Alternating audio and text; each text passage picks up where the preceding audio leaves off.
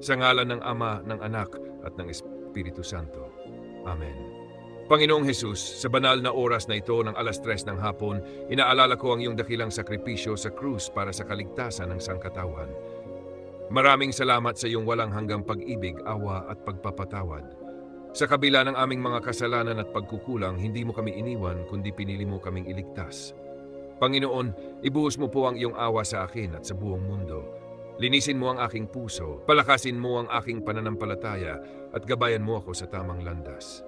Sa oras na ito, ipinagkakatiwala ko sa iyo ang lahat ng aking alalahanin, problema at mga panalangin. Naway maramdaman ko ang iyong kapayapaan at presensya sa aking buhay. Kaawaan mo ang mamay sakit, mga nagdurusa at mga nawawala ng pag-asa. Yakapin mo sila ng iyong pagmamahal at bigyan ng bagong lakas at pag-asa. Maraming salamat, Panginoon, sa iyong dakilang awa at kabutihan. Sa ngalan ng Ama, ng Anak at ng Espiritu Santo. Amen.